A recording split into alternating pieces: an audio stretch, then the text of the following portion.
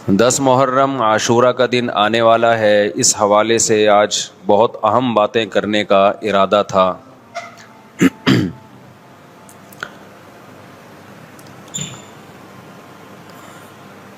محرم میں کیا کرنا چاہیے، کربلا کا واقعہ اصل ہے کیا؟ کربلا کے واقعے پر تو میں ایک پورا بیان چند سال پہلے ریکارڈ کروا چکا ہوں، لیکن اس واقعے سے اہم سبق کیا ملتے ہیں؟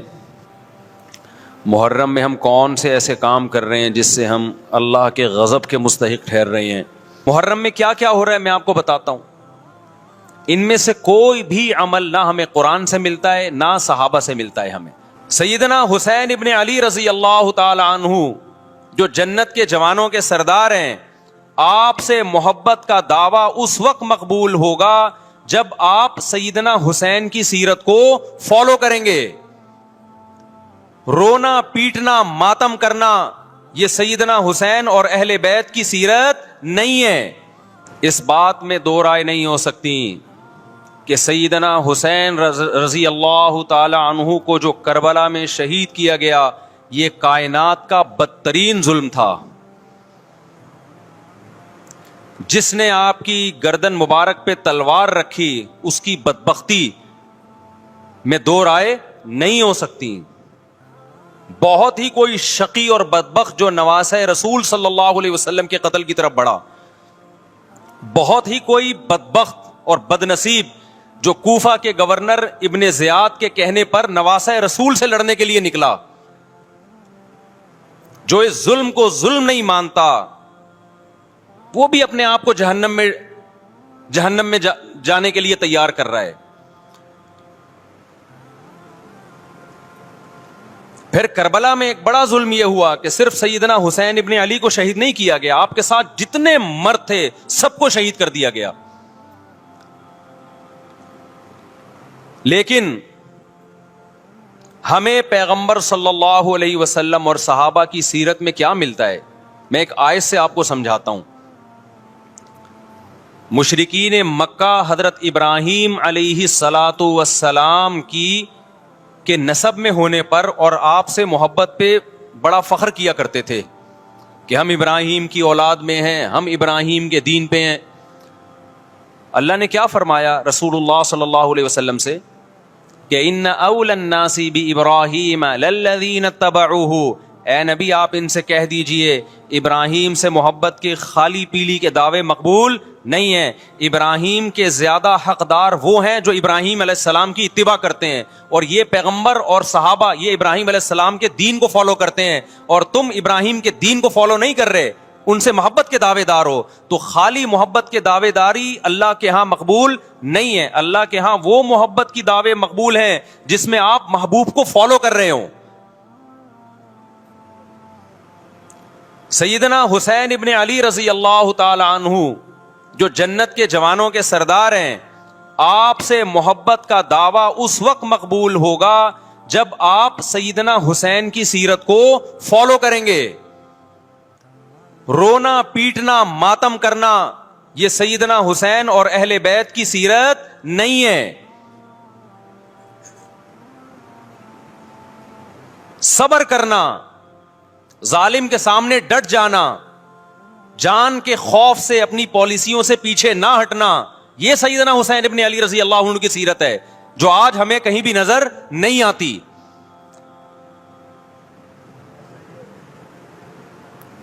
تو ہم نے بھائی دیکھنا ہے صحابہ کا طرز عمل کیا تھا۔ آپ بتاؤ صحابہ کو سیدنا حسین سے محبت تھی یا نہیں تھی؟ کیا غم کا پہاڑ ٹوٹا ہوگا جب اطلاع ملی ہوگی کہ سیدنا حسین ابن علی اور آپ کے اصحاب اور اہل بیت کو سب کو کربلا میں شہید کر دیا گیا ہے۔ کیا قیامت گزری ہوگی۔ کوفہ سے ایک شخص آیا نا عبداللہ بن عمر سے پوچھنے لگا جو مارنے پر دم کا مسئلہ، انہوں نے فرمایا تم نے پیغمبر کے نواسے کو قتل کر دیا اور مسئلہ یہ پوچھ رہے ہو کہ جو مارنے پر دم آئے گا کہ نہیں آئے گا۔ ایک طرف تم نے پیغمبر کے نواسے کو قتل کر دیا کربلا میں، اور اب ہم سے آ کے مسئلہ پوچھتے ہو جو مارنا جائز ہے یا نہیں ہے۔ صحابہ کے ہاں یہ غم کم غم نہیں تھا۔ دیکھو حضرت معاویہ رضی اللہ تعالی عنہ کے ہاتھ پہ بھی حضرت حسین نے بیعت نہیں کی، لیکن بغاوت بھی نہیں کی. کیوں؟ بغاوت سے فتنے کا اندیشہ تھا. حضرت حسن جو حضرت حسین کے بڑے بھائی تھے، انہوں نے سیدنا معاویہ رضی اللہ تعالی عنہ کے ہاتھ پہ بیعت کی اور اس اختلاف کو ہمیشہ کے لیے اپنی کوشش کے مطابق ہمیشہ کے لیے ختم کر دیا. ختم ہوا نہیں ہوا ایک الگ بحث ہے، لیکن حضرت حسن کا مقصد کیا تھا کہ مسلمانوں کی دو جماعتوں کو میں آپس میں لڑتا ہوا نہیں دیکھ سکتا. لوگوں نے کہا آپ خلافت کے حقدار ہیں، آپ نے فرمایا میں دستبردار ہوتا ہوں سیدنا معاویہ کے حق میں. حضرت حسن بیعت ہو گئے حضرت معاویہ سے اور یہ اختلاف کو کیا کر دیا؟ ختم. حضرت حسین بیعت نہیں ہوئے، لیکن حضرت حسین نے بغاوت بھی نہیں کی. ہر ایک کی اپنی رائے تھی، حضرت حسن کی اپنی رائے تھی. ان کا خیال تھا کہ بیعت ہونا مسلمانوں کے لیے زیادہ مفید ہے، ایک پاورفل حکومت ہوگی، ایک طاقتور ریاست ہوگی، ورنہ لڑتے رہیں گے آپس میں. حضرت حسین کا موقف یہ تھا کہ میں بغاوت تو نہیں کروں گا لیکن بیعت بھی نہیں ہوں گا، کیونکہ اگر بیعت ہو گیا تو اس سے جو خلفائے راشدین کے دور میں جو خلیفہ کی سلیکشن کا طریقہ تھا وہ طریقہ ختم ہو جائے گا. تو میں اگر اس طریقے کو نہیں لا سکتا تو اس کے خلاف کو پروموٹ بھی نہ کروں میں. یہ بھی ایک رائے تھی. میں سمجھا پا رہا ہوں اپنی بات؟ بھائی رائے کا اختلاف ہوتا ہے نا.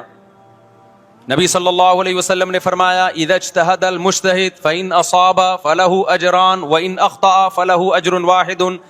جب کوئی مجتہد اللہ کی رضا کو سامنے رکھ کے اجتہاد کرتا ہے، صحیح اور غلط کا فیصلہ کرنے بیٹھتا ہے، رائے یعنی اس کا مقصد اللہ کی رضا ہو، تو اگر وہ درست نتیجے پہ پہنچے تو 2 ثواب، غلط نتیجے پہ پہنچے تو بھی 1 نیکی اس کو ملتی ہے، اس لیے کہ اس کے بس میں جو خیر خواہی کا کے لیے جو تھا وہ اس نے کر دیا. رائے کا اختلاف ہوتا ہے. تو حضرت حسن رضی اللہ تعالیٰ عنہ بیعت ہوئے حضرت معاویہ کے ہاتھ پہ. سیدنا حسین نہ بیعت ہوئے اور نہ آپ نے بغاوت کی، خاموشی اختیار کی. حضرت معاویہ رضی اللہ تعالی عنہ نے سیدنا حسین کو تلوار کی زور سے بیعت پر مجبور نہیں کیا، بلکہ نواسہ رسول کا خیال کیا اور وصیت بھی کی لوگوں کو. لیکن جب حضرت معاویہ کے بعد یزید جانشین ہوا، اس کی سب سے بڑی غلطی یہ تھی کہ اس نے نواسہ رسول صلی اللہ علیہ وسلم اور آپ کے ساتھ جو چند اہل بیت اور چند صحابہ تھے، اس وقت بھی حضرت حسین نیوٹرل تھے. نہ حضرت حسین نے بغاوت کا ارادہ کیا اور نہ بیعت کرنے کا ارادہ کیا. یزید ابن معاویہ کو چاہیے تھا کہ سیدنا حسین رضی اللہ عنہ کو اپنے حال پہ چھوڑ دیتا، اپنے والد کی طرح.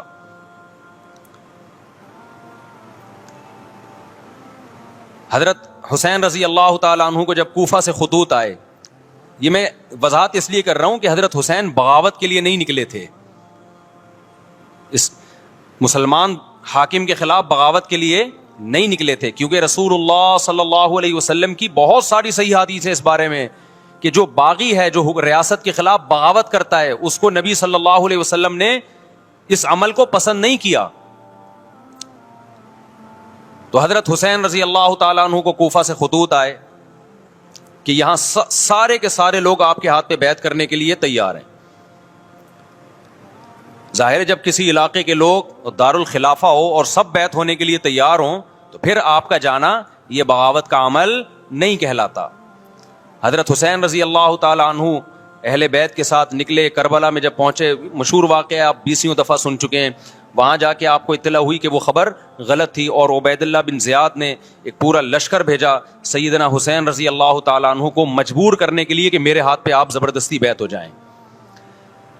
حضرت حسین رضی اللہ تعالیٰ عنہ نے مطالبے رکھے کہ یا تو مجھے واپس جانے دیا جائے اور اگر بیعت کرنا ہی ہے تو میں دمشق میں امیر کے ہاتھ پہ جا کے بیعت کروں گا.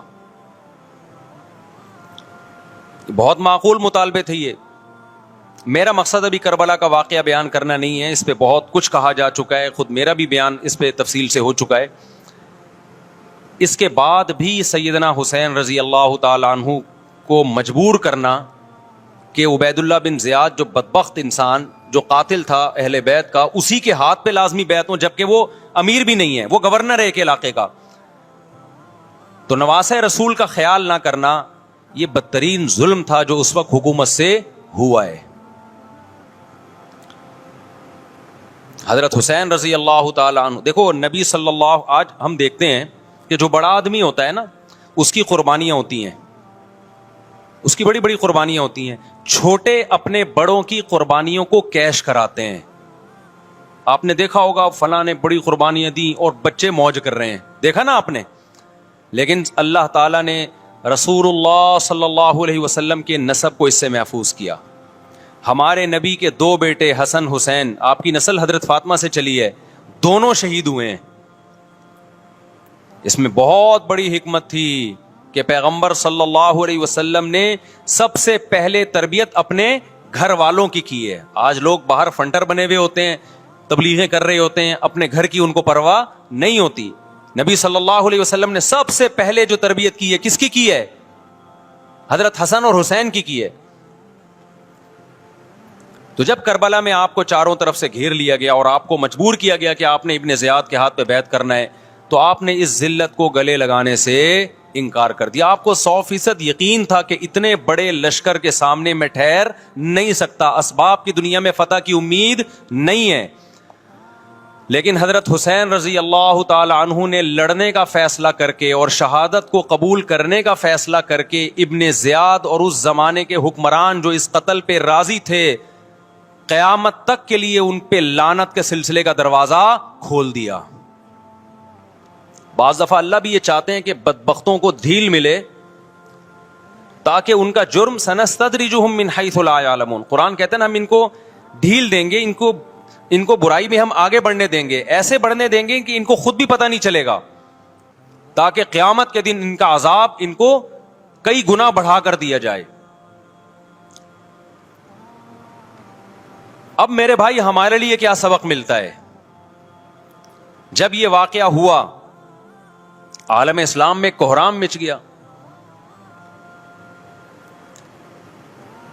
لیکن کیا اس واقعے کے بعد اہل بیت کی جو مقدس اور پاکیزہ عورتیں تھیں, کیا انہوں نے نوحہ کیا یا صبر کیا؟ آپ کا ضمیر کیا کہتا ہے, انہوں نے نوحے پڑے ہوں گے یا صبر کیا ہوگا؟ بولو بھائی, صبر کیا. عبداللہ بن عمر رضی اللہ تعالیٰ عنہ جو کوفہ والوں کو ملامت کیا کرتے تھے کہ تم جو مارنے کے مسئلے ہم سے پوچھتے ہو, تم نے حسین کا قتل کر دیا, تو یہ حضرت ابن عمر نے اسی لیے کہا نا کہ آپ کو اس کا غم ہوا تھا. تو ابن عمر کا عمل کیا تھا؟ کیا انہوں نے ماتم کیا؟ کیا انہوں نے چھوروں سے اپنے آپ کو مارا؟ حضرت حسین کا قتل بھی ظالمانہ, اور اس سے پہلے سیدنا عثمان کا قتل بھی ظالمانہ. اگر نوحہ یا ماتم جائز ہے تو حضرت عثمان کی شہادت کے دن بھی جائز ہے, حضرت حسین کی شہادت کے دن بھی جائز ہے. اور اگر ناجائز ہے تو جیسے عثمان کی شہادت کے دن ناجائز, حسین کی شہادت کے دن بھی ناجائز ہے. سمجھ میں آ رہی ہے بات کہ نہیں آ رہی ہے؟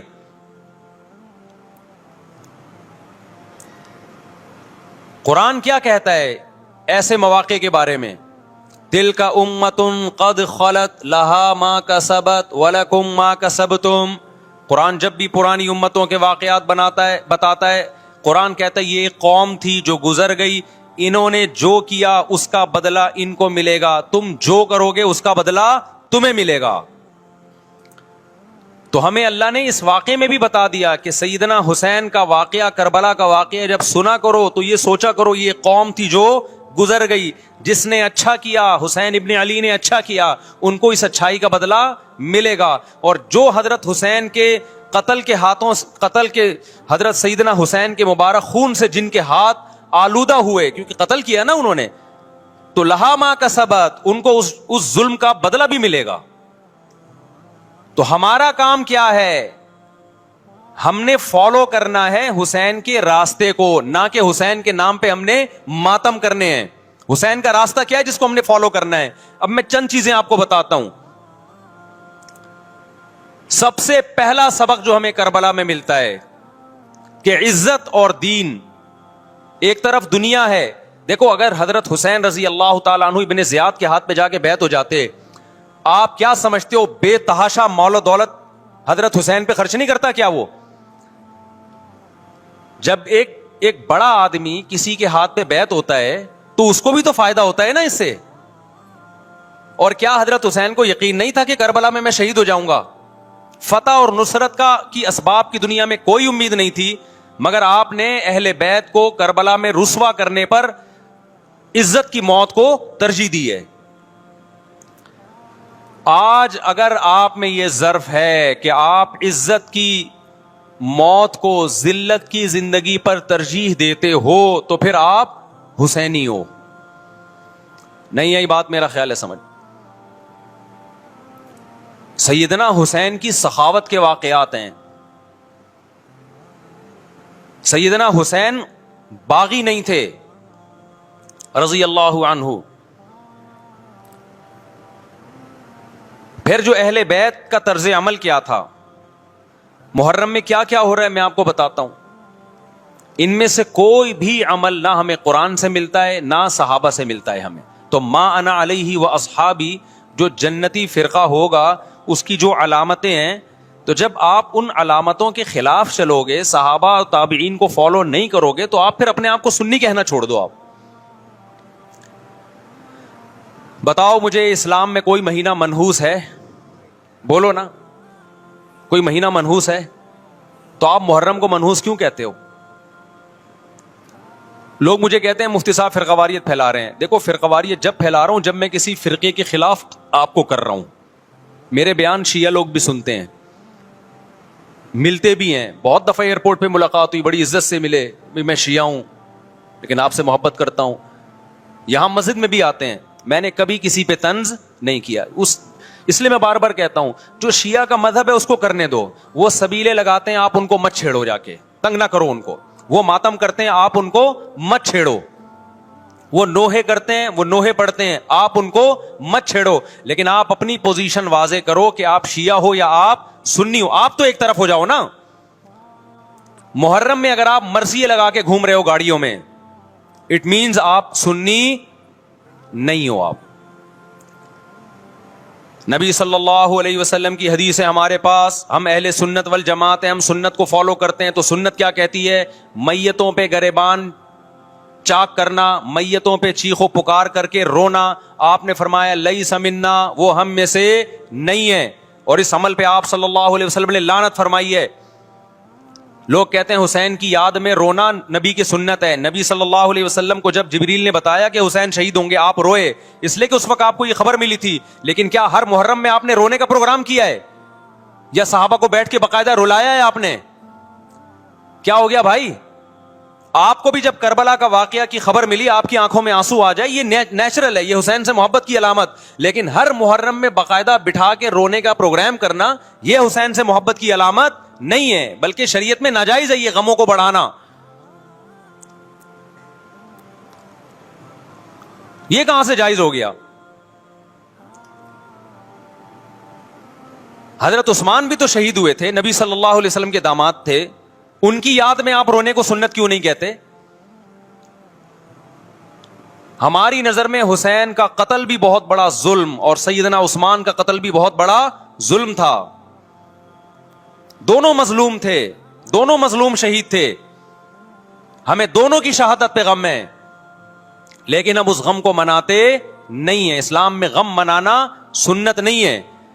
دیکھو جعفر طیار رضی اللہ عنہ، نبی کے چچا زاد بھائی، اہل بیت، جب آپ صلی اللہ علیہ وسلم نے ان کو لڑائی کے لیے میدان جنگ میں بھیجا، رومیوں سے لڑائی تھی، حضرت جعفر طیار کی 4 بیویاں تھیں۔ جب نبی صلی اللہ علیہ وسلم مسجد نبی میں بیٹھے، آپ کو فرشتوں نے اطلاع دی کہ جعفر طیار شہید ہو گئے۔ آپ صلی اللہ علیہ وسلم کی آنکھوں سے آنسو، یہ آنسو اس وقت نکلے جب عین شہادت کی اطلاع ملی ہے۔ اس وقت آنسوؤں کا نکلنا محبت کی علامت ہے۔ آپ نے صحابی رسول کو بھیجا کہ جاؤ آپ کی زوجات کو، بیویوں کو جا کے خبر دو کہ جعفر طیار شہید ہو گئے۔ کیا قربانی تھی صحابہ کی، آپ دیکھو، ایسے جوان تھے جعفر طیار، خوبصورت جوان۔ غزوہ بدر میں جب مشرکین مکہ نے یہ نعرہ لگایا کہ حل میں مبارز، 3 سردار آئے، انہوں نے کہا پہلے تمہارے اندر سے 3 بہادر آئیں، ہم سے لڑیں۔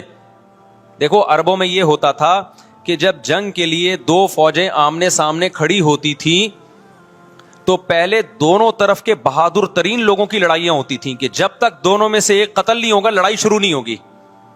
تو آپ کو پتا ہے کہ اس میں بہادر ترین لوگ نکلیں گے نا جو لڑنا جانتے ہوں. مشرکین مکہ کی طرف سے 3 یا 4 بڑے بڑے سردار آئے لڑائی سے پہلے, بدر میں لڑائی سے پہلے. انہوں نے نعرہ لگایا, حل میں مبارز, کوئی ہے تم میں جو پہلے ہم سے لڑے. یعنی ادھر سے ہم 3 ہیں تو ادھر سے بھی کتنے چاہیے؟ 3 بندے. ادھر سے انصار صحابہ آئے. مشرکین مکہ نے کہا لیسو بی اکفائنا, یہ ہمارے جوڑ کے نہیں ہیں, قریشی ہاشمی چاہیے ہمیں, ہمارے نسب کے لوگ ہونے چاہیے. تو ادھر سے نبی صلی اللہ علیہ وسلم نے حضرت علی کو بھیجا اور حضرت جعفر طیار کو بھیجا. جن صحابہ کو بھیجا ان میں حضرت جعفر طیار بھی تھے.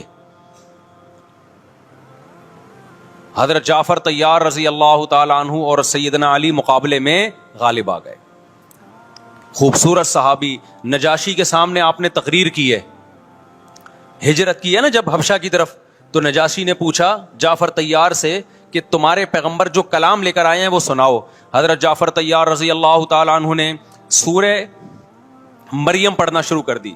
کاف ہا یا عین صاد, ذکر رحمت ربک عبدہ زکریا اذ نادى ربه نداء خفیا قال رب انی وهن العظم منی واشتعل الرأس شیبا ولم اکن بدعائک رب شقیا وانی خفت الموالی من ورائي وكانت امرأتی عاقرا فهب لی من لدنک ولیا.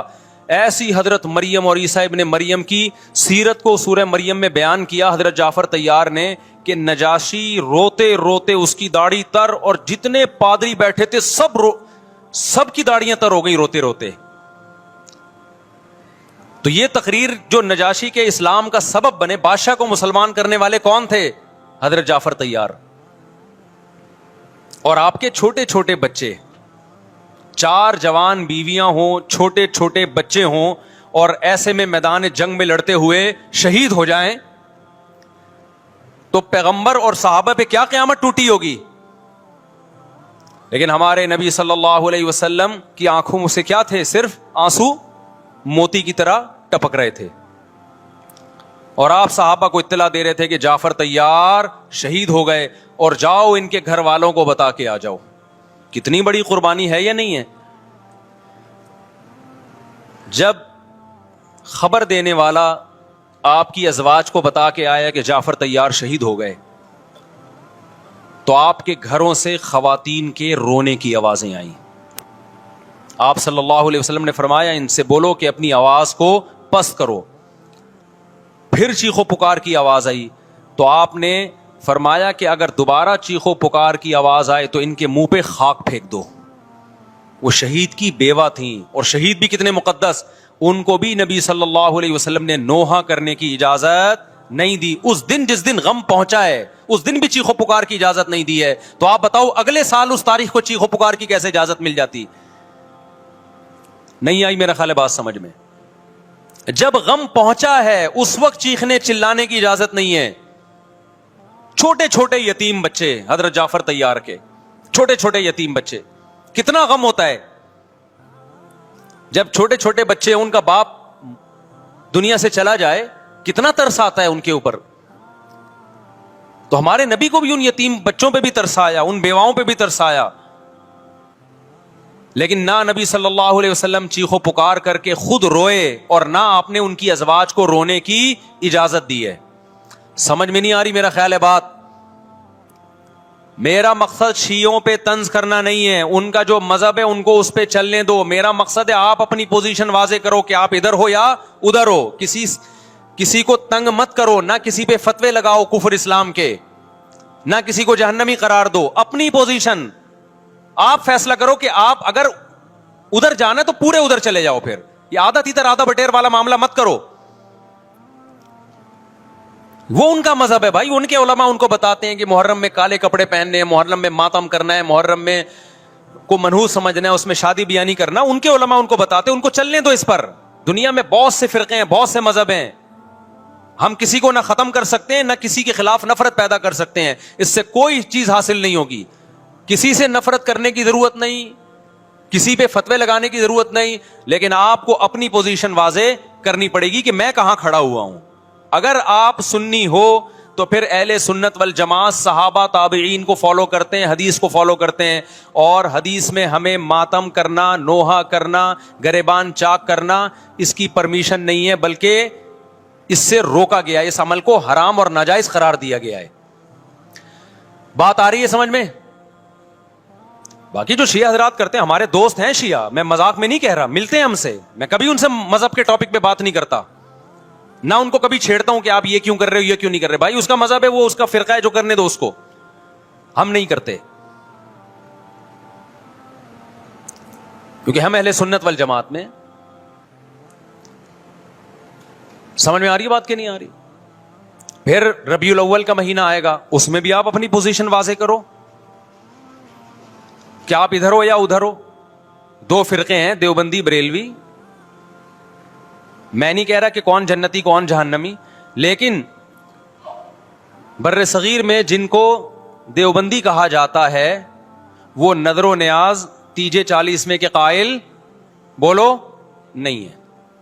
یہ ان کی کتابوں میں لکھا ہوا ہے, وہ اس کے قائل نہیں ہے. اگر کوئی بزرگ ان میں قائل گزرا بھی ہے تو وہ اس کا ذاتی تفرد ہے, اس کو علماء نے فالو نہیں کیا, اس کو ان کی اجتہادی غلطی قرار دیا ہے. ربیع الاول میں جلوس نکالنا یا مزار بنانا یا مزاروں پہ جانا اس نیت سے کہ وہاں جا کے ہم کوئی قوالی پڑھیں گے یا کچھ بھی, ہمارے ہاں قبرستان جانا صرف اس لیے ہے کہ آخرت کی یاد تازہ ہو, بس. اس کے علاوہ اور کوئی کانسیپٹ نہیں ہے. ہمارے ہاں قبر ایک بالش سے زیادہ اونچی بنانا جائز بولو نا نہیں ہے. قبر پکی کرنا جائز نہیں ہے. تیجے 40 میں کرنا جائز بولو نہیں. آج ایک صاحب آئے, کہنے لگے میری ساس کا 40واں ہے, فجر میں کہنے لگے مجھے, کہہ رہے میں نہیں گیا تو بڑا مسئلہ ہو جائے گا. میں نے کہا بھائی ایک فیصلہ کرو, گرین چینل یا وائٹ چینل, ایک طرف ہو جاؤ بھائی, کیونکہ وائٹ چینل میں یہ جائز نہیں ہے, نہ 40واں ہے نتیجہ ہے. اب لوگ مذاق اڑاتے ہیں, مر گیا مردود نہ فاتحہ نہ درود. بھائی کچھ بھی کہتے رہو, تو پھر پورے ادھر کو ہو جاؤ, یا تو پورے وائٹ ہو جاؤ یا پورے کیا ہو جاؤ, پورے گرین ہو جاؤ. پھر تیجا بھی کرو, 40واں بھی کرو, برسی بھی کرو, اور پھر اس کے بعد جھنڈے بھی لگاؤ ہرے رنگ کے. میں نہیں کہہ رہا دیوبندی صحیح ہے یا بریلوی صحیح ہے, دیکھو میں یہ بحث نہیں کر رہا, میری بات کو غلط نہ لے کے جانا. میں کہہ رہا ہوں آپ اپنی پوزیشن واضح کرو, صحیح غلط تو اگلا مرحلہ ہے. آپ کیا ہو, آپ کو تو یہ نہیں پتا چل رہا. آپ ربیع الاول میں ہرے جھنڈے لے کے گھوم رہے ہو, رمضان میں آپ وائٹ چینل بنے ہوئے ہو, محرم میں آپ بلیک چینل بنے ہوئے ہو, تو پتہ ہی نہیں چل رہا تو ہے کیا بھائی. جب 73 فرقوں میں ایک جنتی ہے تو ایک کو فالو کرو نا جس کو جنتی سمجھتے ہو. اگر آپ سمجھتے ہو کہ بلیک چینل یا شیعہ فرقہ جنتی ہے تو پورے شیعہ ہو جاؤ بھائی. اگر آپ سمجھتے ہو بریلوی فرقہ جنتی ہے تو پورے بریلوی ہو جاؤ. تو جس کو سمجھتے ہو وہ بن جاؤ, لیکن پورے بنو, ادھورے مت بنو, آدھا آدھا نہ لو. بات سمجھ میں آ رہی ہے؟ میں پھر بتا رہا ہوں, نہ میں کسی کو جنتی کہہ رہا ہوں نہ جہنمی. میں یہ نہیں کہہ رہا دیوبندی جنت میں جائیں گے یا بریلوی جائیں گے یا شیعہ جائیں گے, یہ تو اللہ فیصلہ کرے گا. ہم تو وہ کریں گے جو ہماری کھوپڑی میں آ رہا ہے. ہماری کھوپڑی میں یہ آ رہا ہے کہ جس کو بھی کرو تو ایک کو کرو پورا, تاکہ ایک طرف ہو جاؤ. آدھے تیتر آدھے بٹیر مت بنو آپ, اور دوسرے کو چھیڑو بھی نہیں, چھیڑنے کی بھی ضرورت نہیں ہے. کوئی جو کر رہا ہے کہ بھائی اس کا مذہب ہے. دیکھو ہندو مندر میں جاتا ہے نا,